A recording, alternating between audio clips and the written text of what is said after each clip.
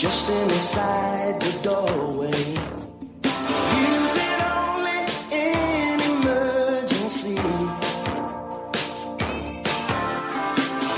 Better you should pray to God, the Father and the Spirit will guide you and protect you from up here. Can you hear me? Can you hear me running? Can you hear me running? Can you hear me calling you? Can you hear me? Good evening from Boston, Massachusetts. My name is Frank Allen. Tonight, we have another dark cloud that has descended over the targeted community. And we all missed it, but it's not what it seems. I'm going to let, and this is Dennis or Papa, who's always on the show. And he's always the one with the great information and always willing to do whatever needs to be done. You can call into the show live and ask a question at 800-313-9443 or just listen at 605-313-0163. Okay, Rhonda. Yeah. How are you doing, honey? That's a hard question. I'm alive. I'm here. I'm holding on as best I can, but it changes every minute. Thankfully, I've had the support of our two sons that are in state that are still at home with us. My third son is not. He's in California, so that's been hard, but I've had some family and friends around, and that's been helpful. Honestly, it's still not real to me right now.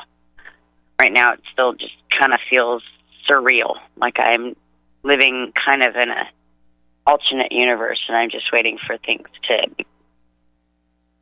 be different, because it just still isn't real. And I've been kind of struggling with wanting to actually see the scene of the crime and wanting to see the body. They don't recommend that I see the body, but I until I find something tangible.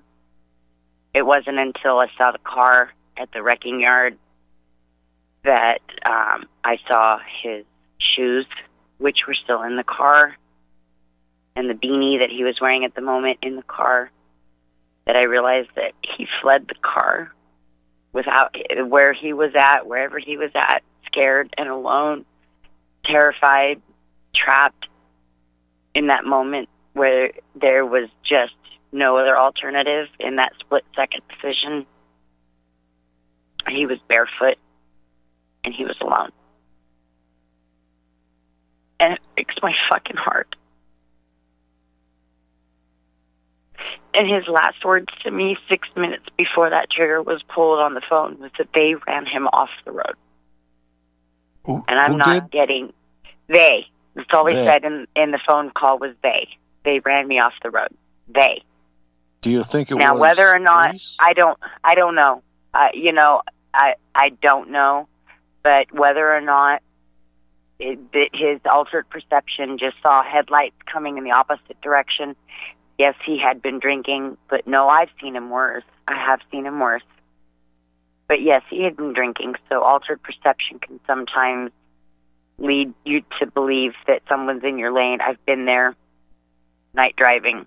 But if I played you the recording, you would hear the desperation in his voice to find out. It didn't sound like a man that was saying that this was going to happen, and if maybe that split-second decision caused him to say, fuck it, they're not getting me, there's no way out, and I'm done, or I don't know. You're right. From what you told me, it was impossible for what happened to be deemed as like a suicide. Do you want to play that tape? I mean, this is a long reach for me, but I feel obligated to step in and help this make the papers. Well, the sheriff's detective that we spoke to that came to the house, now, mind you, it really has been bothering me that they waited almost 3.5 hours from the time that they knew that they had a body on scene for them to tell me that my husband was dead. They led me to believe that they had an abandoned vehicle and did not know where he was until almost 4 o'clock in the morning before they finally told me that they had a body that they have identified as his.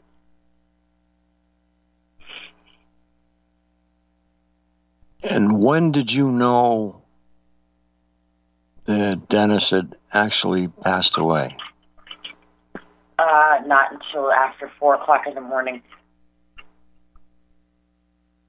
Okay, and you said the police came to your house?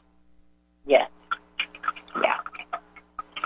They had a sheriff. Apparently they sent the sheriffs to do a welfare check at 2 o'clock-ish, around a little after 2. They had sent the sheriff's deputy to do a welfare check.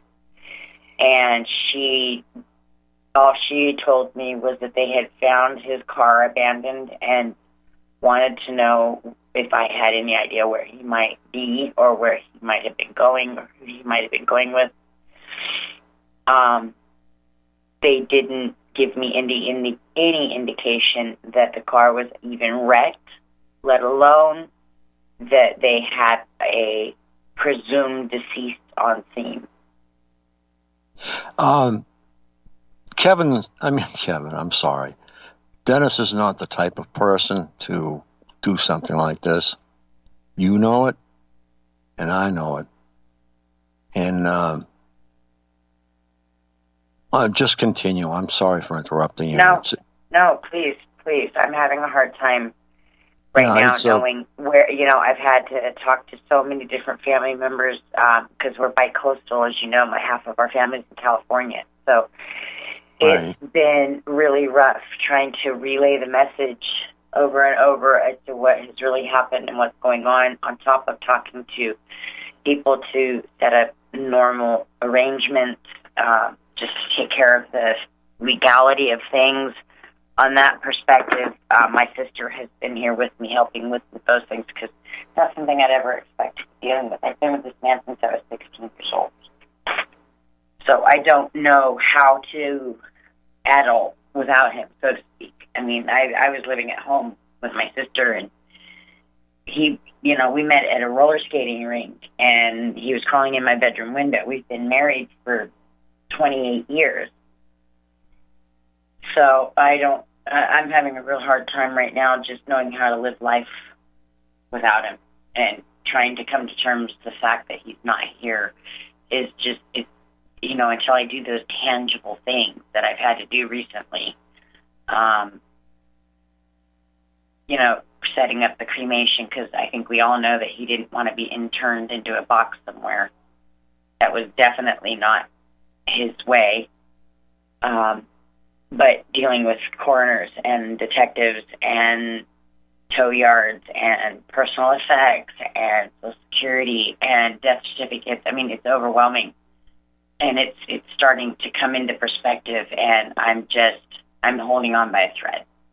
And thankfully, my longtime friend, my from high school, has been here staying with me, and she's helped. She's given me some anti-anxiety medication to help keep me level, and she's gotten me to sleep, and she's gotten me to eat. But when the numbness wears off and everybody goes home, I'm still going to be left here in the dark, going to a bed by myself at night, where he's always been for the last 30 years. Dennis was a real-time activist who took the fight to the perps. Yeah. And I remember. And I'm going to tell you, I had he left me without any passwords. He didn't leave me. You know, I think we all know that if he had planned this moment, he would have left me things, access to things. And because I know that he always told me to get certain things to you, to Richard Lighthouse, to different various places. But then he left without giving me any passwords to the computer or to certain files. And so I've had to get on the phone with security companies and get the files transferred and things like that, because he left me without access to a lot of things that I didn't have means to get into. And that's not like him either. Yeah, it's taken me totally by surprise, and I'm in shock, basically, over it. I can't believe it's true still at this point. I'm still trying to process the fact that this isn't just some big fucking joke. Because somebody was really tormenting Dennis. I know this because he blew up on the conference call in such a manner that was not him. And right. It was such a manner that it was not him that he denied that it was him. And he felt so bad about it. And somebody was really tormenting him to the point where he had to react. And I don't believe for 1 minute that this was any kind of suicide, hon. And I'm not going to let it go. I know where you're coming from, because my son's an Army MP. I'm sure he's talked a lot about our Army Reserve son who's an MP, and even he's questioning that there are some things that just don't add up, timelines that don't add up, the fact that they led me to believe that they didn't know where he was for almost 3 hours before they told me that they had him, when they had the 911 logs show that they had ambulance, fire rescue on scene 6 minutes after shots were fired at 1:16. Official death certificate shows time of death not until 2:15, and it says manner of death is unspecified. So there's a lot of things, but, you know, with limited means and limited time, and now the fact that we have this COVID thing, there's only so much I can do. They're pressuring me to get his body from the morgue over to the crematorium and move on with what's going on. Although then they tell me, after I get the contract signed, they tell me that they have a backup and his body won't be cremated for about a week. Okay. So he's going to be there for about a week.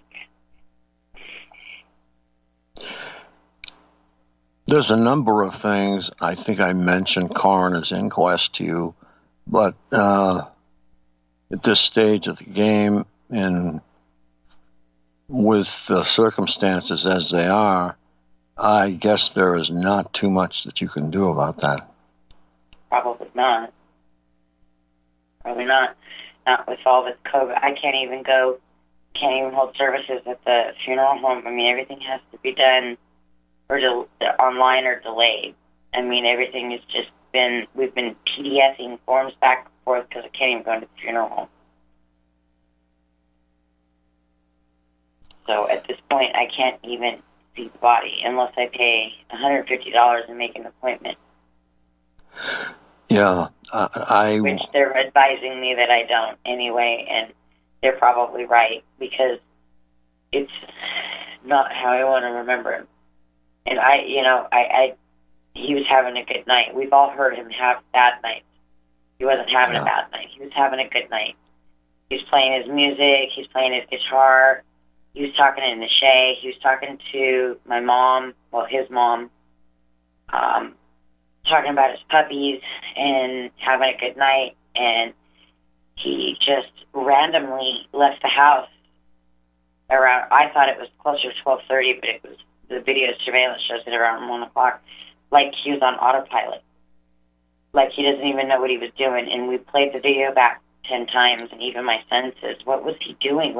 He wasn't even looking at the car or the grass. It was like he wasn't looking where he was going. He was like on autopilot, just going. And he got in the car and left, and where he was found is not an area that we frequent, if that makes sense. It's not an area that I could have thought of any reason why he would have gone that direction, let alone been where he was. It doesn't make sense. There's no way that he should have been where he was at. There's nothing over there that makes sense. There's no friends or businesses or, even online friends, nothing that would have led him that direction on purpose at that time of night. Do you think that someone was actually chasing him from the point at which he left the house? I didn't see anything on surveillance from our driveway, but that doesn't mean that down the road. I mean, I don't know. I don't know. I do know that he called me. The very first call, he called me at 1:09, and I didn't hear the phone ring, so it had hung up. But it was recorded, and the first phone call has him panicked, talking to. You can hear him talking to himself, and he's saying that I knew it. They ran me off the road. I don't know where I'm fucking at. And he's trying to get me to pick up the phone. So he hangs up and he calls me back at 1:10, and that's when I answered the phone. Of course, I was angry at first because he had left the house, and I didn't even know he'd left the house. And I was angry that he wrecked the car, but I didn't know anything. I'm talking to him. Everything's fine. He's just upset. He's in a field. He wrecked the car. He needs me to come get him. By the time I got to the scene, police were already on scene, and I couldn't get any closer. Yeah, that's terrible. Words can't express. I'll tell you, words cannot express. I don't know if he just, for a moment, adrenaline and the shock of the accident, he just was trying to find a way out. Hey, come get me. I'm the first person he would call. I'm his wife. And then he heard them coming and just saw that he was never going to win this game. He was never going to win. He was not going back to jail. There's no way he was going to allow them to take him back to jail. And that 1 second decision, you can't take that back.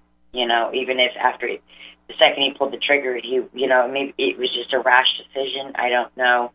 But the last phone call I have from him doesn't show him in that mindset, and that's what's haunting me. It's haunting. And the woman who lives at the property where he was recovered described to me this afternoon when I went to grow lay flowers out there and look at the skid marks in the road where his bumper is still sitting in the ditch right now, and the mailbox is still smashed. The bumper is still laying there right now.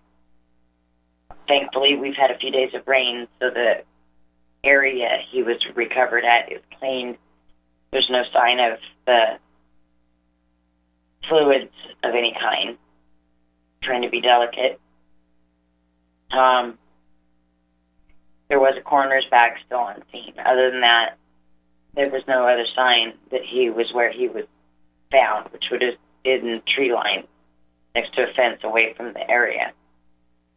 So to me, it seemed like he was getting away. But if someone was following him or someone was chasing him, or if he did get run off the road, it wouldn't have been that hard for them to have stopped when he had the wreck, followed him to where he limped off to or ran off to, which wasn't very far, within 100 yards of where the car accident was. And he would have seen, when the cops came on scene, he would have seen anybody coming up on him. So from there, I can only speculate. I can only speculate. It wouldn't have been that hard to manufacture those scenes, but then again, it's not that hard to imagine the desperation in that moment that caused him to just say, fuck it, I can't do this anymore. Yeah, this is one of those moments that we are running across too often. in the community. And someone like Dennis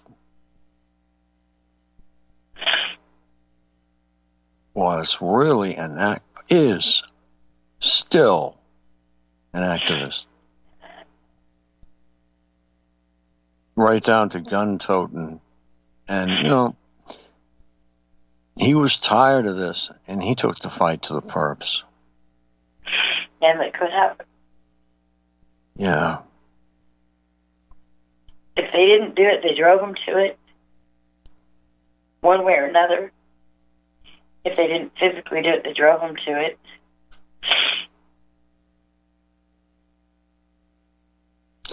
Yeah, I think it's. I cannot picture his persona, who he was. I cannot picture him doing that, and I never will, because he's not that type of man. And that's what's so unsettling about all of this, is just accepting that this really happened. It really took me by surprise, even the night that the homicide detective sat me down, because for 3 hours, from 2 o'clock until almost 4, from 1:30 until almost 4, they led me to believe that he was missing, and that I was just going to have to deal with, in my mind, I'm thinking I'm just going to have to deal with another DUI. I can deal with jail. We can figure this out. We'll get a lawyer, whatever. It doesn't matter. It's just a car. We'll figure it out. Yeah, we're all financially strapped right now. We'll figure this shit out. It never, ever even occurred to me that he would choose that over trying to figure it out in that split second. That split second, the 6 minutes. The 6 minutes between the time that he called me and asked for help and the time that he decided that there was nothing that anybody could do to help him. He's been through a lot, too. It's not I know like he has. I know. Seasons. We have all heard him almost just on the edge, and this group talking about it has helped keep him from going over the edge, because he's been able to find people that validate what he's going through, and he felt less alone. And I have to say that for you, Frank, and for the other people that are on here. You were his lifeboat in a time when he felt like he was drowning alone, because nobody could understand. There was nobody that could understand what he was going through. And when he found this and your group and your station and all of that, it helped him feel less alone. So just know that. Yeah. Would you like to give your last name too, Rhonda? I think right now maybe reserve that. Okay. We do have a memorial fund put up on my social media. I just I don't know how many people he told. I don't know. I know that Marilyn and Shay and maybe a few, you and Richard, maybe a few other people already know. I'm pretty sure. I don't know how many other people. Midge maybe knows. I don't know how many other people that he spoke to on a personal level that he would want to know. But then again, at this point, it's, what we think would be best for him, I suppose, right? I mean, I don't know. Right. Maybe if he was more willing to open up and accept more friends, maybe he wouldn't have been so over the edge, desperate. He was just so desperate and convinced that there was just nobody on his side that he could trust. And even in the last few weeks, I was having a hard time reaching him, because he was convinced that I was not with him either. And it wasn't that I wasn't with him. It was I was trying to find him a way to see how to live around it, that he has to be able to learn to live his life despite it. And I just couldn't convince him how to do that. Yeah, there are so many people in the community. I know that you're going to get a lot of phone calls if that's what you'd like to have. You know, because these people want to reach out to you and help you get along through this. And I would like to put your fundraising campaign on our website, Okay. so that you can get some attention. And maybe we can get Targeted Justice to do the same. And I don't know if he gave you my my social media address or not, but my name is Rhonda. I know you guys know that. His name was Dennis. Our last name is Orr, O-R-R. And you could probably find it under the Dennis Orr Family Memorial Fund. It was started by my son, Wyatt Orr, who's the military MP. I am on Facebook under Rhonda Orr, and the Dennis Orr Family Memorial Fund is underneath of that on my timeline, trying to just raise awareness for suicide prevention and awareness as well. We're asking that if people can't, because we understand that everybody is having a hard time right now, and that's what makes this so difficult. It's so tragic that there are such tragedies that are happening. There was just a tornado down in Chattanooga yesterday when the storms came through. So I know that there are people hurting in various different ways, and our prayers are being sent out all over for various different kinds of things. But we had asked that if people can't, if nothing else, that they just raise awareness for suicide awareness and suicide prevention, because it is not the answer. It is not. No matter what you think you're going through, no matter how much you don't see a way out, everything is temporary. Everything. And it is the permanent answer to a temporary problem. It is not okay. Because the hurt that gets left behind is immeasurable, and it is everlasting. yes, and he will always be remembered as a very feeling person and the hard ass that wanted to do something about this targeting. And yeah, he did. He did. That's anything I can say for him. He was passionate. Absolutely passionate. I have almost all of the sessions recorded, because we record all our phone calls. Every time we got on the phone, everything was recorded, and I was going to compile it. He did actively and passionately argue what he believed in. I have to give him that. And he has got hundreds of hours of evidence that he has logged in the files that I have no idea how to retrieve. But I'm going to have my son help me, and he has given me instructions on who to give these things to if these should ever happen to him. And I know, Frank, you were one of the people he asked me to reach out to if anything should happen to him. We have an investigational journalist that we work with, and I would love to give some information. Okay. And we'll talk. We'll talk. It's still early. It was the weekend, because it was Wednesday to Thursday, like I said, as of tonight, into the morning hours. So 1 o'clock, 1:16 was the report. We were going by 1:16 was the report of shots fired, but the medical examiner that was on scene didn't pronounce him dead until 2:17. That's the official time of death on the death certificate, but the reports of shots fired was at 1:16. So right after 1 o'clock in the morning on April 8th. So it'll be a week today. And I can't wrap my head around that. I just can't.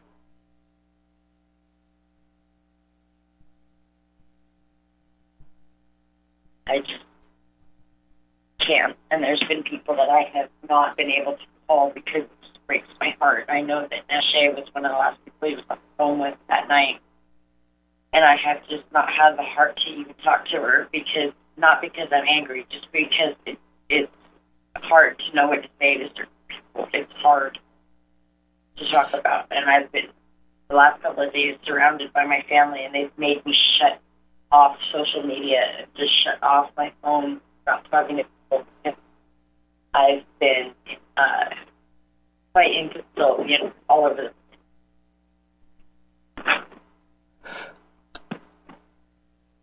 I would like to say that I'm sure there's plenty of people here that are going to flood you, but I wanted to let you know that you can always call me any time of the night, and we'll talk. I appreciate that. You know my number. I appreciate that. I do.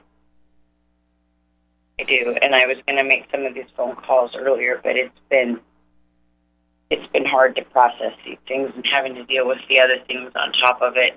I've had to prioritize because I've got accounts and things that are in his name only that I've had to deal with, and I've had to deal with the coroner's office and the homicide detective and the funeral director and all of these things that words that I never thought I'd utter.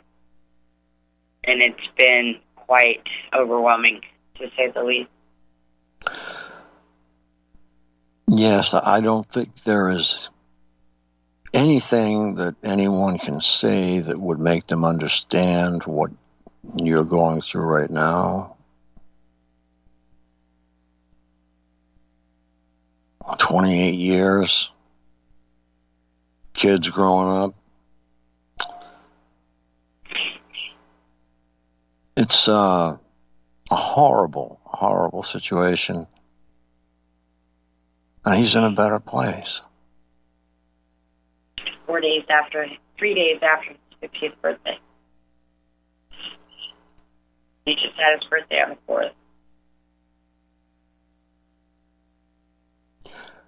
Yeah, I don't, I'm truly at a loss for words because, like you, the whole thing hasn't really hit me yet. It won't hit me like it hits you, but No, it certainly will. I'm still trying to process. I'm still numb right now. Yeah. It's come and gone in waves. It's been worse at other times, and at other times it's been easier to deal with. But I know when the quiet settles back in, when everybody goes back to their normal life, they will. My sister just left this morning back to Indiana. My best friend's leaving tomorrow back to South Dakota, North Carolina. It'll get quiet again. When it gets quiet again, that's when the demons kick back in. It's going to be really hard. But Yes. Any type of audio or video that you could send our way would be appreciated. yeah, he's got numerous, insurmountable amounts of evidence leading right up into the night of. I wish I had surveillance video of the incident. I wish someone around there would have had surveillance of the plane. All there is body cams. And I was told that police were wearing body cams. But I don't know if that would prove anything different than what they've already told.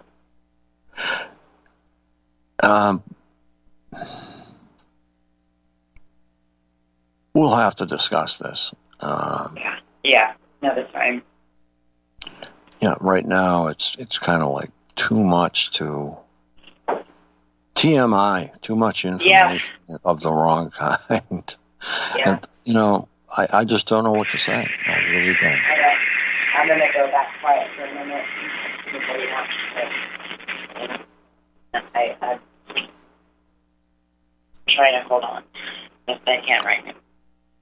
All right, why don't you do that? And we'll carry on here, and we'll have a chat about Dennis, and we'll move towards, I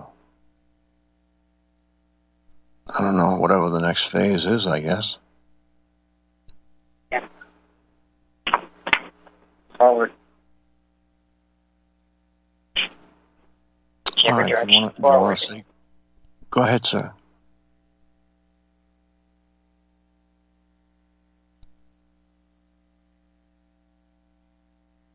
This is Dennis's son?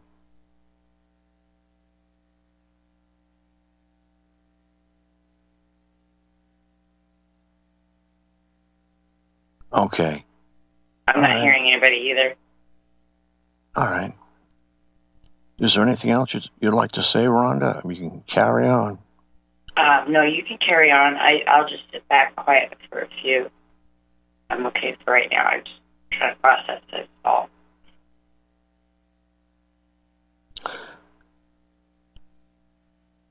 When I met Dennis,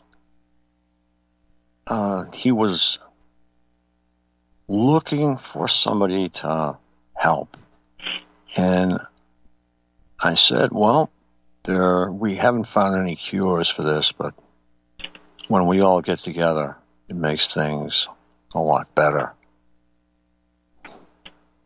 And we started to text and talk back and forth, and he sent me his whole file, everything you want to know about Dennis. And that's tucked away, snug and secure. And I think Rhonda knows it. She can have it back if she wants it. And it's a hard situation when I just don't have the words. I really don't. I usually do, but I really don't. And I think that in a situation like this, I mean, the victim in this case, in with all is said and done, is the family. And I think that we should look a little deeper at this, but Rhonda and I will discuss that, and at some point when she feels a little better, and I feel a little better, because it's just it's raw. Not a pleasant. Yeah. It's really raw right now. Yeah, it is. And the community is going to react to this, and I'm sure they're not going to be too happy, and they're going to be really interested in finding out, what, if anything, police had to do with it, because I know Dennis. I mean, he was just about ready to have a massive confrontation in that store. And, he's continually, perped. And so he was one that was willing to go the distance to stop his targeting. And I think that's why he got to, I think that's why it got to where it got, because there was only two choices. They either had to stop him, or he wasn't going to let them take him out. It was one, he wasn't going to let them take him, or they stopped him. That's the only way it would have happened. He didn't plan that moment. He didn't leave his house that night planning that. I know that there were some raw nerves between him and the police department in the area. Yeah. And there were a lot of things going on, after which time he stopped talking to me. That's what the problem is. He stopped talking. He stopped talking to everybody for a while. He yeah. kind of pulled away from a lot of people. But I noticed recently him reconnecting with a lot of people, too. Yeah, I called him up, and we spoke for quite some time. And he said it'd be on radio every night if he could. Yeah. I don't know how often he listened to it, but he was a guest, a little over a week ago, I believe. Yeah. I think you're right.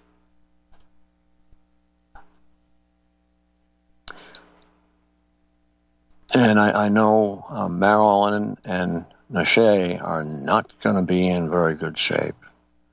Probably not. They've both called me on his line and then on my line, and I've just not had the heart. It's been hard, and I really figured that I needed to speak with you because I know Dennis wanted me to speak with you before anything went out public, which is what I did per his wishes, and it was even hard for me to call you, which hence why it's days later, because I just couldn't. I was having a really hard time dealing with it at all, let alone anybody else. And my sister had to come in from Indiana to even help me with the legality side of dealing with anything at the moment. So that's why it took me so long to even notify certain people. And then I know that you wanted me to talk to you before I started talking to anybody else publicly or outside the group. Yeah, this group has seen a lot of scars, but she's a strong group.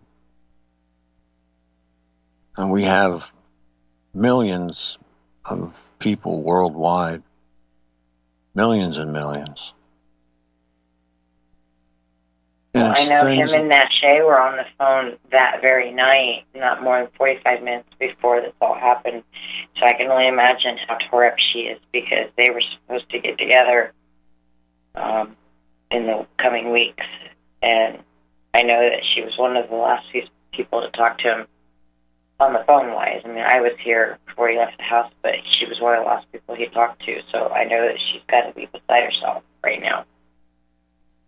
And I haven't been able to get back to her, and I feel really bad. It just gets harder and harder to talk about. Yes, it does. It's very surreal to me. I can't wrap my head around it yet. And I can see the facts, but I cannot come up with a reason. I cannot. I can't work with it. It happened so fast. I've been searching. My son has actually had to stop me because I got manic almost, because I just was searching for something to make sense of this. You know, there's things that just don't add up, timelines, and I don't know, the sheriff's department description of the incident versus the witness on scene's description don't actually line up. The sheriff's department said that it was his right hand through his right temple, side to side, which would have caused the body to be found laying as if blown to the left of where he was sitting.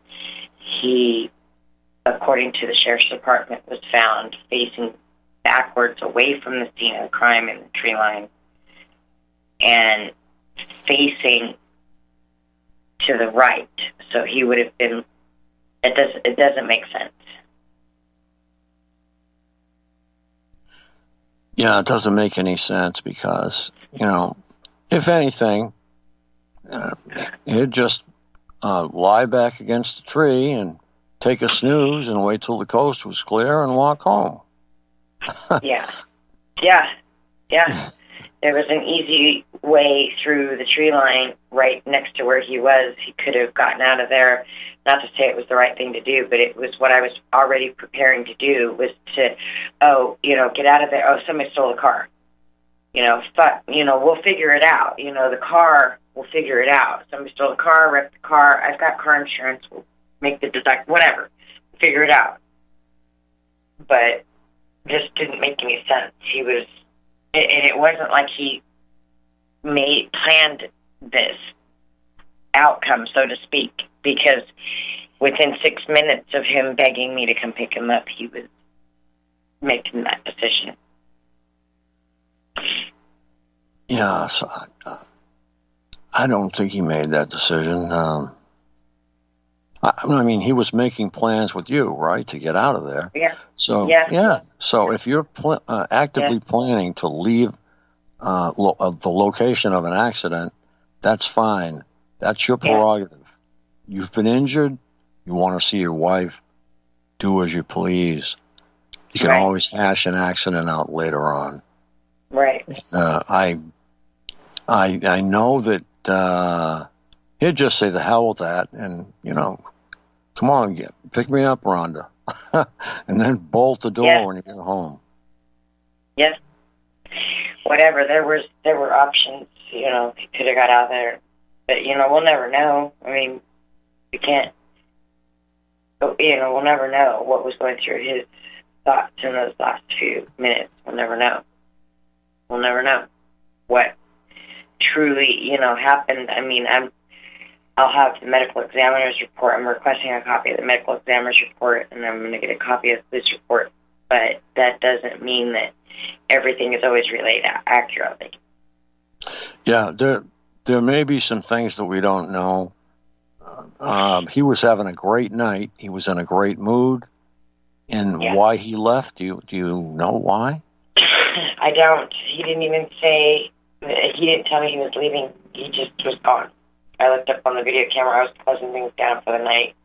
It was after 12:30 at that point, and I looked up on video surveillance, and the car was gone. I went in the bedroom to close down, and he wasn't there. I thought he would be passed out on the bed, and he wasn't there. He was just gone.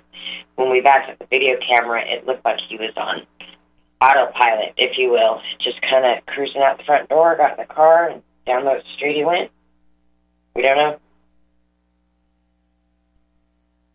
We don't know. He didn't say anything to anybody. He didn't, and that wasn't like Dennis.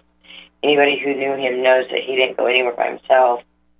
If he did just get in the car that time of night, it was usually just to run a surveillance, to run a recon in the neighborhood, or where he was at was not logical. It was to where he should have been at that time of night for any reason. How many miles away, Rhonda? I'm going to say probably 3-4 miles away. Huh. Wasn't like it was, across town, but it was a good 3-4 miles away. Yeah, so it was, wooded area. So yeah. He must have, what type of road was it? Windy or straight? Or? Yeah, no, it was a little, switchback. There's some parts of it that were straight, but the area that he actually crossed, it was a switchback. Yeah. He should have been turning to the left, and instead of making the turn, his car went straight, and the mailboxes that he clipped on the left side of the vehicle as he went through the driveway, went through another driveway and into a field adjacent. So he didn't make the left hook of the switchback. He kept going straight. But the call log says that he says someone ran him off the road. And he's adamant about that in the recorded call. That someone ran him off the road. Like I said, if you're distorted, if your vision's distorted, if you're impaired, which he was when he left, I'm not going to deny that he had been drinking earlier in the night, but he shouldn't. It doesn't make any sense that he would have been where he was going to begin with. And I've seen him drive impaired, not to defend anything, driving and drinking or any of that, but for him to lose that kind of control, to just literally not make the turn, he just went straight off the road. Straight. He didn't turn to the left, he just went straight off the road. Right up over a set of mailboxes, 2 sets of driveways, and into the front yard of some condo complex. which kind of looks like a field, and there was a tree line near the condo complex, and that's where they found him, within the tree line away from the front field. So it wasn't maybe 100 yards from the accident. The cop made it sound like he was far away from the accident. Oh, where he was, he couldn't have seen us coming. Because I asked the cop, do you think maybe he saw you guys coming and got desperate and said, screw, you guys were all coming to get him? No, he couldn't have seen us. He didn't know where, because we didn't have the lights or sirens running when we came to the scene. We just got a call as a suspicious vehicle. Suspicious activity was the call that came in. Suspicious activity. They weren't pulling him over for DUI. They weren't chasing him at all.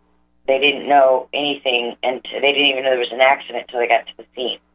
They thought they got a call from a neighbor reporting suspicious activity. They showed up and found the car wrecked, and the mailbox was wrecked, and started looking around and heard a gunshot in the tree line. This is all according to the sheriff's department. That they heard a gunshot in the tree line, so they all took defensive position because they didn't know who or how many of the people or whatnot could be in the tree line, and then that's when they discovered him. Yeah, it's standard procedure. Yeah, You I go get it. through I and get that. figure out what parts the guns played. Exactly. Separate I from get the that. I do. It was dark. All they heard was a shot in the tree line. They took defensive position and then discovered him, and then got ALS on the scene, and then got a medical examiner on the scene, and the medical examiner pronounced him deceased at 2:15 a.m. And it wasn't until 4-something that they told me, from 2 o'clock, when they sent the first welfare check to the house, which I'm going to presume that the welfare check to the house was because they wanted to make sure that it wasn't a murder-suicide, or that it was actually him and not someone he was with. And I'm sure they had to just make sure everything was okay at the secondary location. I get it. I've seen too many horror stories on the news. I get it. I'm going to do my very best to not read too much into it, because I can see the situation play out. As much as I don't like it or want to accept it at all, I can see it. But I can also see that there could be more to it if I looked. Yeah, it's unfortunately your evidence is not going to be there. I cannot believe that they did not take tests. I cannot believe that they did not, grab. Oh no! On the evidence log from the effects, apparently they had logged into evidence a clear bottle with blue lid with white powder residue, and that's BS, because he wouldn't have had time, even if he wasn't clean, which he was. He was clean. Everybody knows that he's been clean for a year and a half. He's clean. He drinks now, but he's clean. He wouldn't have had time in the 6 minutes that he left the house to the time of the accident to cop and be out for there only to be an empty bottle with powder residue in it. It wouldn't have happened. If there was something like that, it had to have been old, something else that was on scene or something. But according to the police evidence, they logged it into evidence. There's no way that he was on drugs. No way. Period. It wouldn't have happened. Not only would he have not had time, but he definitely, anybody who has ever known him during his time he was using, he would never have come home empty-handed. He would have come, if he was going to get drugs, he was going to get drugs to party for a good length of time. He was going to get enough to do the job. He was at all the way or not at all kind of person. Anybody who knows him would know that. 100%. He doesn't do anything half-assed. That was just not Dennis. I think you know that, Frank. He doesn't do anything half-assed. Nothing. No, he doesn't. Nothing. Doesn't matter. Even whether it's his passions, whether it's something he's wholeheartedly involved in helping do, whether it be a charity or something for somebody, well, no matter what it is, whether or not it was drugs, it was always all the way or not at all. Period. There's no way he would have had an empty bottle after leaving this house in 6 minutes. No way. No way. But they logged it into evidence.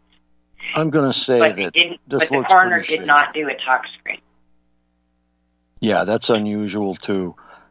Let's say that this needs a few sets of eyes, and we'll take a long, hard look at this. Unfortunately, we'll have to look at some of the stuff that we don't have, but we'll get together and talk. I know that the woman who lives on the woman who lives on the property where the incident occurred let me know that she did take pictures of the scene. She said that they yelled at her and told her that she's not allowed to take pictures of the body, but she indicated that she took pictures of the scene if I was interested at a later date. And I told her to just hang on to that because I wasn't obviously ready to see that right now. She indicated that she took pictures of the actual body, but even though she said we weren't allowed to take pictures of it, but she did say she did take pictures of the scene of the accident. Rhonda, we have to unfortunately call it a night. No, I understand. Be strong, and I'd like to say God bless you and your family. I appreciate all your condolences. I do. Good night from Boston, Massachusetts. My name is Frank Allen.